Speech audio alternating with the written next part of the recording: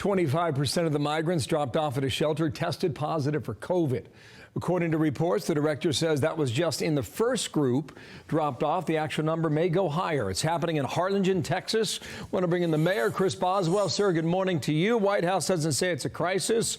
They're asking for volunteers to help. If it's not a crisis, why do you need volunteers, and how would you characterize it, Mayor? Well, good morning. Thank you for having me on. It's certainly it certainly can turn into a humanitarian crisis. We've seen this before a few years ago, and when the unaccompanied minors in particular come to our communities, they don't have any place to go. Although we have shelters that have been operating in our communities, including Harlingen, for a number of years, these traditional shelters operate well and safely for the unaccompanied minors. When there's such an influx, it really can be a dangerous situation. What's the impact on your town? I think that local government is actually the hardest government. That's where you actually really have to do things for people. So what's the impact for you? Well, these are decisions made by the federal government and should be handled by the federal government, but they turn into problems for local governments, because about 3 weeks ago, the Border Patrol told us in McAllen, Brownsville, and Harlingen that they would be releasing primarily families into our communities. And they come here to this is not the end point. This is not their final destination. They're being released into Brownsville, McAllen, Harlingen, because we have airports and bus stations.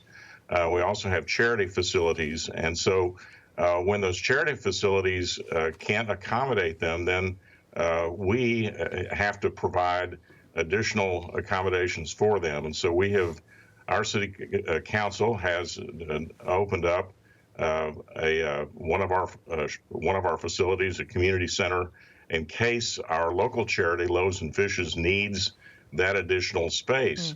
And so that becomes a burden and an expense on the local governments. And our local governments really need to have help from the federal government to respond to the release of these immigrants into our communities. Mayor, it is March 9th.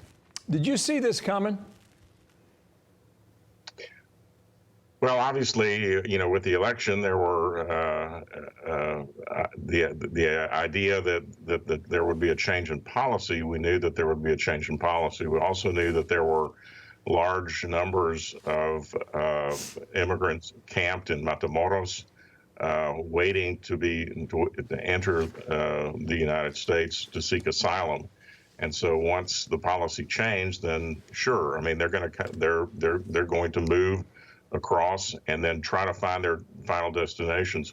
One of the things about this is not just a border issue. This is an issue for everyone, because these folks are not, as I said, this is not their final destination along the border. Yeah, understood on that. Let me just squeeze in one more precise question. Jen Psaki on MSNBC said 90 minutes ago, she said, we are here in this circumstance because we are humane. Was the last administration inhumane?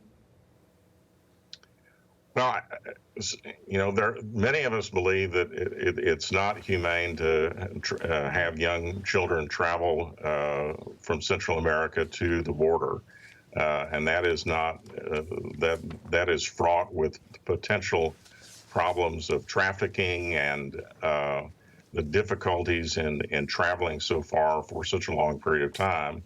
And I think there's been in the past bipartisan concerns about that being a humanitarian problem. All right, Mr. Mayor, thank you so much for being with us today, and good luck to you down there on the border. Thank you, sir. Thank you.